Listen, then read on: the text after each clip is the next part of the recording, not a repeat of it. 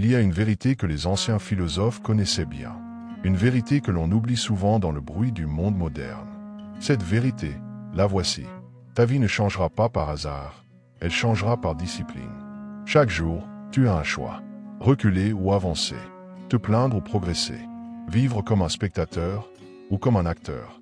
Les stoïciens ne cherchaient pas à contrôler le monde. Ils cherchaient à se maîtriser eux-mêmes. Et c'est là, dans cette lutte intérieure, que naît la véritable grandeur. Alors si tu veux reprendre le contrôle de ta vie, retrouver de la clarté, de la force et du calme au milieu du chaos, tu es au bon endroit. Sur cette chaîne, Éveil Réussite, on ne vend pas des rêves. On construit des habitudes. On partage des principes anciens pour forger un mental nouveau. Si tu veux t'élever un peu plus chaque jour, abonne-toi maintenant, prends un carnet et prépare-toi à entendre ce que la plupart refusent d'affronter. La vérité sur toi-même et le pouvoir que tu as de devenir meilleur. Commençons. Tu es responsable de ta vie, même de ce que tu ne contrôles pas. La pensée stoïcienne commence toujours par un constat simple, brutal, mais libérateur. Tu ne contrôles pas les événements, mais tu contrôles ta réponse. Tu ne choisis pas la météo. Tu ne choisis pas la maladie, la mort, les injustices du monde. Mais tu choisis ce que tu en fais. Tu choisis ton regard, ton attitude, ta réponse intérieure. Épictète, ancien esclave devenu maître de sagesse, le disait clairement. Ce qui trouble les hommes, ce ne sont pas les choses, mais les jugements qu'ils portent sur les choses.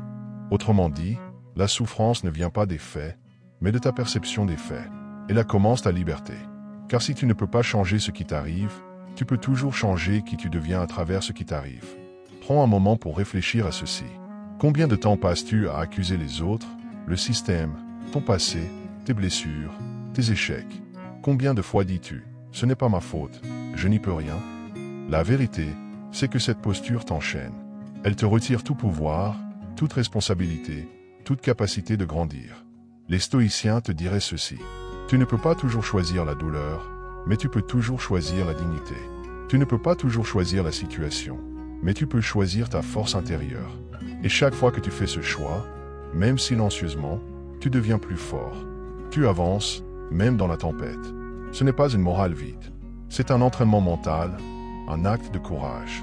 Améliore-toi aujourd'hui non pas en changeant le monde, mais en changeant ta façon de vivre dans ce monde. Ne sois plus victime. Ne cherche plus l'excuse parfaite. Cherche la maîtrise. Cherche à devenir celui ou celle qui répond avec calme, lucidité et force à ce que la vie lui présente. Et si tu veux voir un changement réel, commence par une phrase simple, mais puissante. Je suis responsable de ma vie, y compris de ma manière de traverser ce que je ne contrôle pas. C'est là que tout commence. La puissance des petites victoires quotidiennes. Améliorer sa vie ne se fait pas en un jour. Pas avec un coup d'éclat. Pas en lisant un livre ou en regardant une vidéo de motivation. Améliorer sa vie se fait dans le détail, dans la répétition, dans le silence. Et c'est là qu'intervient une vérité oubliée, mais essentielle. Les petites victoires façonnent les grandes transformations. Les stoïciens, comme Marc Aurèle, ne prenaient pas la recherche de gloire ou de reconnaissance. Ils parlaient d'un travail intérieur, discret, mais constant. Chaque jour, un effort. Chaque jour, une avancée, même minuscule. Car la discipline quotidienne est plus forte que l'inspiration passagère. Tu veux changer ta vie? Commence par changer ton matin. Tu veux devenir plus fort? Commence par tenir une seule promesse envers toi-même aujourd'hui. Cela peut être minime. Faire ton lit avec soin. Boire un grand verre d'eau au réveil. Sortir marcher 10 minutes sans ton téléphone. Refuser un mensonge. Dire non à une tentation, une distraction, une excuse. Terminer ce que tu avais commencé. À première vue, c'est presque rien. Mais en vérité, c'est tout. Parce qu'à chaque fois que tu choisis l'effort conscient, même modeste, tu envoies un message à ton esprit. Je suis capable. Et ce message, répété, devient une croyance. Et cette croyance devient une habitude. Et cette habitude devient un caractère. Et ton caractère devient ton destin. Les grandes personnes ne sont pas celles qui font des exploits un jour. Ce sont celles qui se lèvent chaque matin avec la volonté de faire un peu mieux que la veille, même si le monde ne les regarde pas. Les stoïciens l'avaient compris. Il n'y a pas de progrès sans labeur quotidien. Pas de paix intérieure sans discipline externe. Ils te diraient, ne cherche pas à impressionner les autres. Cherche à ne pas te décevoir toi-même. Et c'est souvent dans l'effort invisible que naît la force véritable. Souviens-toi de cette loi naturelle. Tout ce que tu répètes devient plus facile, plus profond, plus automatique. Si tu répètes la fuite, tu deviens esclave. Si tu répètes la résistance, tu deviens libre. Si tu répètes le confort, tu t'affaiblis. Mais si tu répètes l'effort, tu t'élèves. Alors aujourd'hui, pose-toi cette question simple. Quelle est la petite victoire que je peux accomplir maintenant, ici, sans excuse, sans plus tard, sans mais? Et fais-le. Juste ça, rien de plus. Mais pleinement. C'est ainsi que l'on devient invincible, pas en maîtrisant le monde, mais en se maîtrisant soi-même, une action à la fois, un jour à la fois. Le pouvoir du silence et du recul intérieur. Dans un monde saturé de bruit, d'images, de notifications et de sollicitations, cultiver le silence intérieur est devenu un acte de résistance. C'est aussi un acte de puissance. Les stoïciens l'avaient compris il y a des siècles, bien avant les réseaux sociaux, bien avant l'agitation permanente. Le calme est une conquête, pas une absence. Marc Aurèle, empereur de Rome, dirigeait des armées, portait l'équilibre d'un empire sur ses épaules. Et pourtant, dans ses écrits intimes, il revient sans cesse à la même idée. Retire-toi en toi-même. Nulle part l'homme ne trouve de retraite plus paisible que dans son âme. Ce n'est pas une invitation à fuir le monde, mais à créer en soi un espace de clarté, un lieu inaccessible aux tempêtes extérieures. Ce recul, ce silence, ce vide fécond, c'est lui qui te permet de réfléchir avant d'agir, de ressentir sans te laisser emporter, d'écouter sans te perdre. C'est la racine de ta force intérieure. Mais aujourd'hui, rares sont ceux qui s'arrêtent. On court, on répond, on réagit, on commente. Le moindre silence devient insupportable. Et cette fuite du silence est une fuite de soi. Car dans le silence, on entend enfin ses propres pensées. Et ça peut faire peur. Les stoïciens, eux, t'invitent à revenir à ce lieu, le sentent.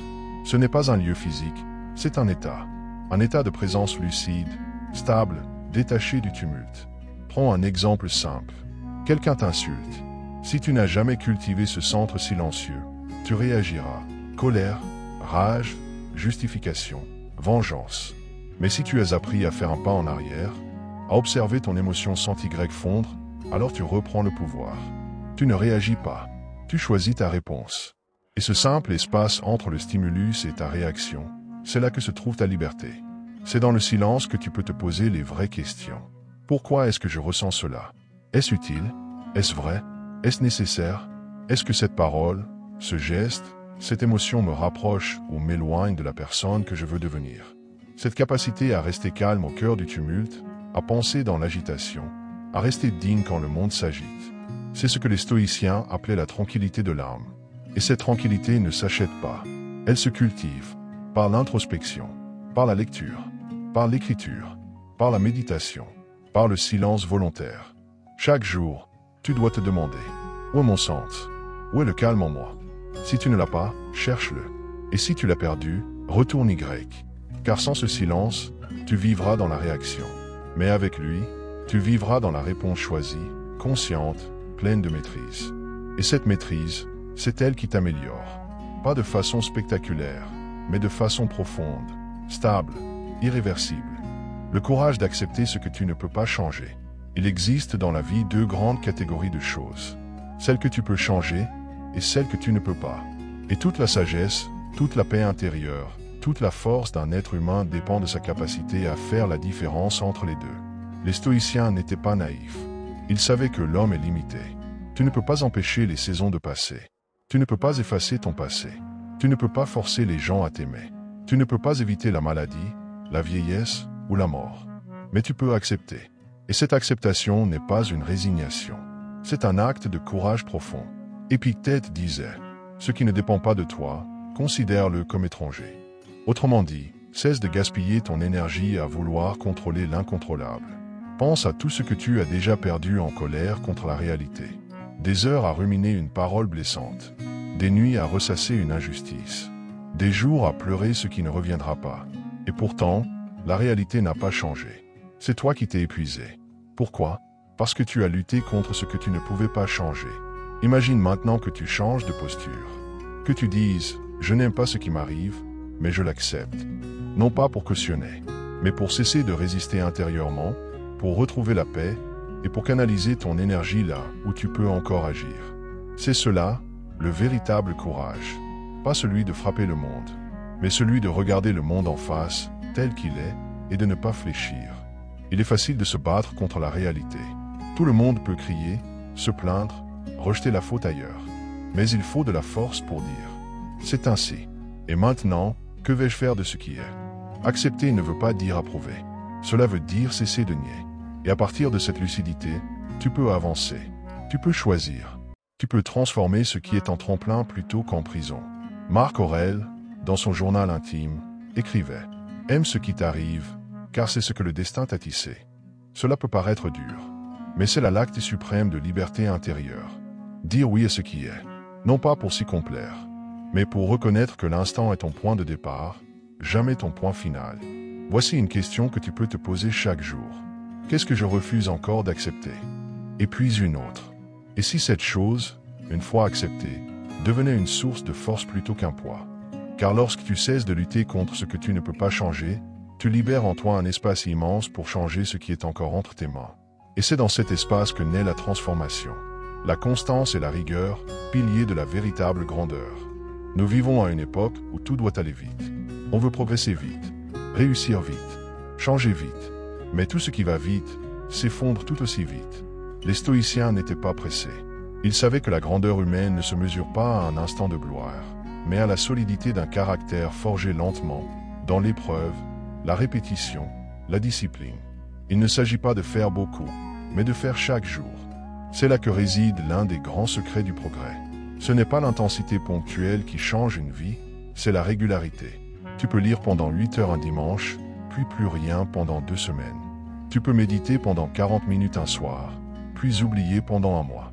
Tu peux te promettre de tout changer, puis abandonner dès la première difficulté. Mais tout cela n'aura aucun effet profond. Parce que ce qui transforme l'être, c'est le rythme, pas la décharge. La goutte d'eau régulière finit par creuser la pierre. Et il en va de même pour ton esprit, ton caractère, ton corps, ta vie. Les stoïciens parlaient souvent de rigueur. Non pas comme une punition, mais comme un chemin vers la liberté intérieure. Marc Aurèle écrivait dans ses pensées pour moi-même. Sois comme le rocher contre lequel se brisent les vagues. Il reste ferme, et les flots retombent autour de lui. Ce rocher, c'est l'habitude forgée par la constance. C'est l'homme ou la femme qui, chaque jour, avance. Même un peu, même dans la douleur, même sans résultat immédiat. La constance est une forme de sagesse. Elle te dit, tu ne seras pas meilleur ce soir, ni demain peut-être, mais si tu persistes, tu changeras. Et la rigueur, c'est l'outil de cette sagesse. Elle t'oblige à faire ce que tu as dit que tu ferais, même quand tu n'en as pas envie. Elle te rappelle que ton engagement ne dépend pas de ton humeur, mais de ta volonté profonde. Voici une vérité simple. Le talent te met en mouvement. La passion te donne l'élan. Mais seule la discipline t'emmène au bout. Tu veux t'améliorer? Alors il te faut de la rigueur. Pas la rigueur dure, froide, militaire. Mais la rigueur noble, celle qui t'élève, celle qui te pousse à honorer tes propres engagements. Commence petit, mais fais-le tous les jours.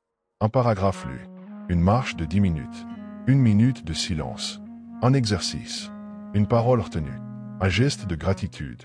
Répète, encore, et encore, et encore. Un jour, tu regarderas derrière toi et tu verras. Tout a changé. Pas parce que tu as fait quelque chose d'extraordinaire, mais parce que tu as persisté là où d'autres ont abandonné. Et cela, les stoïciens le savaient. Ce n'est pas dans le spectaculaire que réside la grandeur. C'est dans le quotidien maîtrisé. Le détachement émotionnel. Ne pas s'attacher n'est pas ne pas aimer. Parler de détachement émotionnel, aujourd'hui, semble presque inhumain. On le confond souvent avec de l'indifférence froide, du cynisme, voire une absence d'empathie. Mais les stoïciens, eux, savaient que le détachement n'est pas un rejet du monde, ni une fuite des sentiments. C'est un ancrage, un choix, une lucidité profonde face à ce qui est éphémère, fragile, changeant. Ce n'est pas que tu n'aimes pas, c'est que tu aimes, sans t'agripper. Marc Aurèle, empereur, père, guerrier, philosophe, écrivait dans son journal. Tu peux perdre tout ce que tu possèdes. Prépare-toi à cette perte, et tu seras libre de vivre sans peur. C'est dur, très dur, mais c'est aussi l'un des plus grands gestes de liberté intérieure. Nous souffrons bien souvent non pas à cause des événements eux-mêmes, mais à cause de notre attachement à ce que nous voulons qu'ils soient.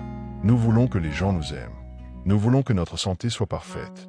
Nous voulons que notre carrière, notre image, notre réputation reste stable, solide, sous contrôle. Mais tout cela peut disparaître en un instant. Et ce n'est pas une menace, c'est une réalité naturelle.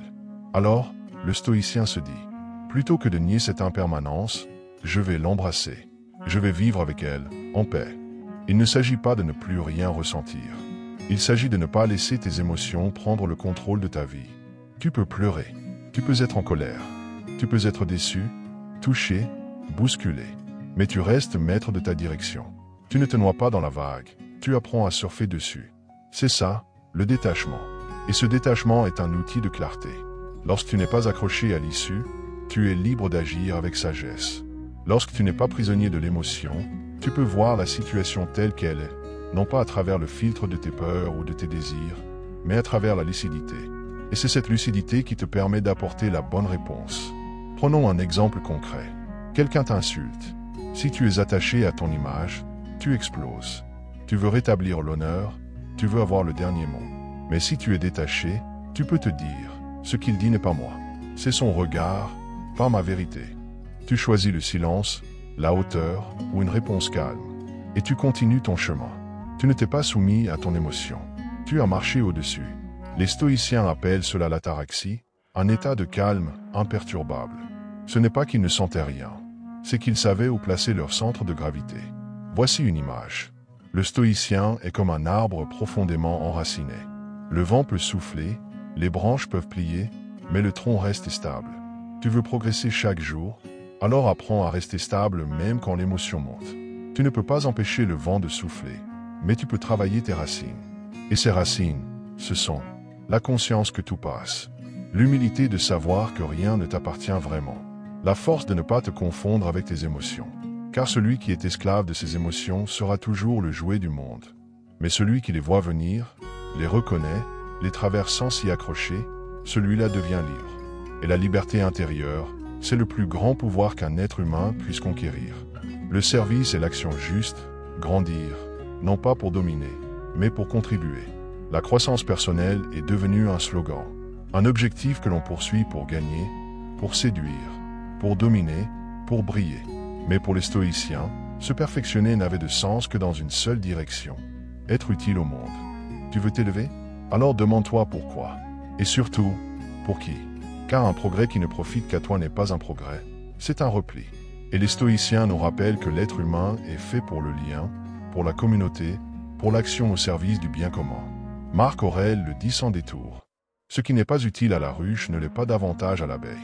Ce que tu développes en toi, ta discipline, ton calme, ta sagesse, ta force n'a de vraie valeur que lorsqu'il améliore le monde autour de toi, même à petite échelle. Pourquoi veux-tu devenir plus fort? Pour écraser? Pour gagner? Ou pour être capable de protéger, guider, éclairer, aider? Pourquoi veux-tu être calme? Pour te sentir supérieur aux autres? Ou pour apaiser le tumulte autour de toi quand les autres perdent pied? C'est là qu'intervient une vérité profonde. Le progrès stoïcien est une responsabilité morale. Tu ne t'améliores pas pour toi seul. Tu t'améliores pour que les autres n'aient pas à subir tes failles, tes colères, ton ego.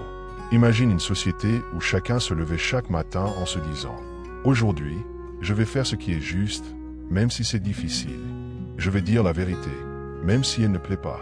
Je vais rendre service, même si personne ne me remercie. » C'est ça, l'action juste.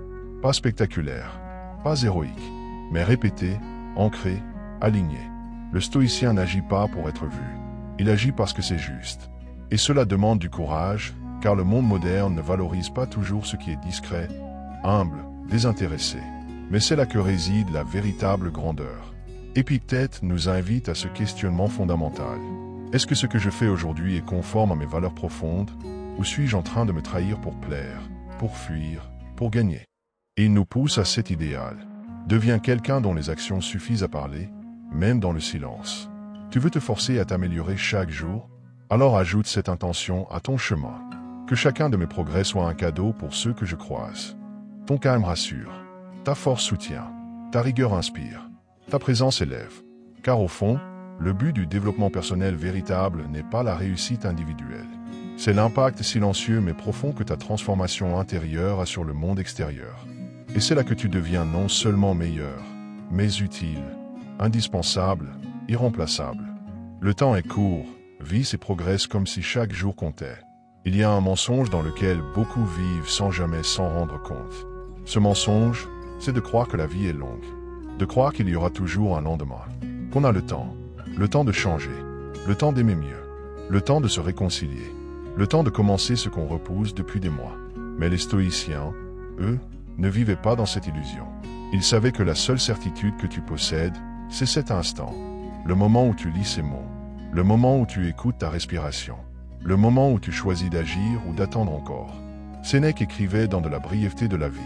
Ce n'est pas que nous ayons peu de temps, c'est que nous en perdons beaucoup. Et il avait raison. Nous ne manquons pas de temps.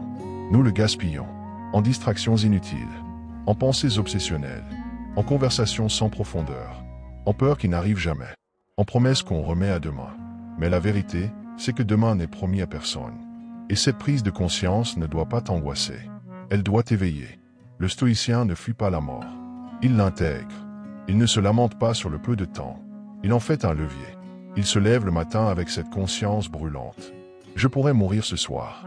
Alors comment vais-je vivre ce jour? Et là, tout change. Tu ne parles plus à la va-vite. Tu n'agis plus en pilote automatique. Tu ne perds plus ton temps dans la comparaison, la rancune, le jugement.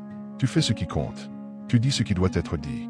Tu crées, tu avances, tu grandis, parce que chaque jour devient précieux. Cette conscience de la finitude, c'est le feu sacré du progrès. Elle te pousse à ne pas remettre à demain ta discipline, ton pardon, ta vérité, ton projet. Sénèque ajoutait, la vie est longue si on sait l'utiliser. Alors, demande-toi, maintenant, est-ce que j'utilise mon temps ou est-ce qu'il m'échappe? Et plus important encore, est-ce que ce que je fais aujourd'hui mérite le peu de jours qu'il me reste? Tu veux t'améliorer? Commence par sacraliser ton temps. Évite ce qui t'épuise. Coupe ce qui t'anesthésie. Fais une chose utile, vraie, pleine de sens chaque jour. C'est ainsi que les stoïciens vivaient. Non pas dans la peur de la mort, mais dans l'urgence de vivre avec intensité et justesse. Pas dans la panique, mais dans la clarté. Parce qu'ils savaient ceci. Celui qui vit comme si le temps était compté, et celui qui vit vraiment. L'autonomie mentale. Pense par toi-même, vis selon ta raison. Il y a une forme d'esclavage moderne que peu de gens voient, parce qu'ils ne portent ni chaîne ni barreau. C'est l'esclavage du regard des autres, l'esclavage des opinions à la mode, l'esclavage du besoin d'approbation, de validation, d'acceptation. Nous sommes devenus dépendants des jugements extérieurs. Nous modifions nos choix, nos paroles, nos rêves, pour plaire, pour ne pas déranger, pour être aimés. Mais les stoïciens nous posent une question brutale, mais essentielle. À qui appartiens-tu? À toi-même ou à la foule? À l'opinion dominante? À ta peur d'être jugé? Épictète, ancien esclave devenu philosophe libre, nous met face à cette vérité. Ne dis pas ce que tout le monde dit. Ne fais pas ce que tout le monde fait. Dis ce que tu penses juste et fais ce que tu sais bon. C'est ça, l'autonomie mentale. Ce n'est pas de l'arrogance. Ce n'est pas du mépris du monde. C'est le courage d'habiter sa propre pensée, même si elle n'est pas populaire. C'est la force de vivre selon sa conscience, même si cela dérange. Aujourd'hui, on te dira quoi penser, quoi croire, quoi espérer. On te donnera des modèles de réussite, des slogans de bonheur, des critères de valeur. Mais le stoïcien, lui, revient toujours à cette question intérieure. Est-ce que cela est conforme à ma nature, à ma raison, à mon âme? Il ne pense pas contre les autres. Il pense avec lui-même. Il ne vit pas en opposition au monde. Il vit selon ses principes. Et cela demande une force immense. Car penser par soi-même, c'est parfois être seul, être incompris, être critiqué. Mais c'est aussi être aligné, être calme, être libre. Les stoïciens ne fuyaient pas la société. Ils y vivaient, mais ils refusaient d'être modelés par elle. Ils vivaient avec la foule, mais pas comme la foule. Sénèque disait, le plus grand obstacle à la vie est l'attente, qui dépend du lendemain et perd aujourd'hui. Et cette attente, souvent, est une conséquence de notre dépendance mentale. On attend que quelqu'un nous dise comment vivre. Mais tu n'as pas besoin qu'on t'autorise à penser. Tu n'as pas besoin de consensus pour être vrai. Tu n'as pas besoin d'applaudissements pour être juste. Ce dont tu as besoin, c'est de te regarder dans le miroir chaque soir et de pouvoir te dire « Je n'ai pas trahi ma pensée aujourd'hui ». Voilà la marque de l'homme ou de la femme libre. Non pas celui qui fait ce qu'il veut, mais celui qui ne se ment pas à lui-même. Tu veux progresser chaque jour? Alors cesse de vivre à genoux devant le regard des autres. Relève-toi, pense, pose des choix. Assume tes valeurs, même si tu es seul à les porter. Car au bout du chemin, ce n'est pas le monde que tu devras convaincre. C'est ta propre conscience que tu devras regarder. Et si tu as été fidèle à elle, alors tu auras gagné ce que les stoïciens ont toujours considéré comme la plus haute des conquêtes. La liberté intérieure. La grandeur silencieuse, sois ce que tu dois être, même si personne ne regarde. Il arrive un moment dans toute quête de transformation où l'on comprend une chose essentielle. Le véritable combat se joue dans le silence. Pas dans les discours, pas dans les démonstrations publiques, pas dans l'image que l'on projette, mais dans les choix que l'on fait quand personne ne regarde. Les stoïciens n'ont jamais cherché la célébrité, ni la reconnaissance. Ils ont cherché l'alignement. Être ce qu'ils devaient être, non pas pour être applaudis, mais pour être vrai. Marc Aurèle, qui aurait pu se croire au-dessus de tous en tant qu'empereur, se répétait chaque jour. Agis comme si chaque acte était le dernier de ta vie. Pourquoi? Parce que chaque geste est une déclaration silencieuse. Voilà qui je suis.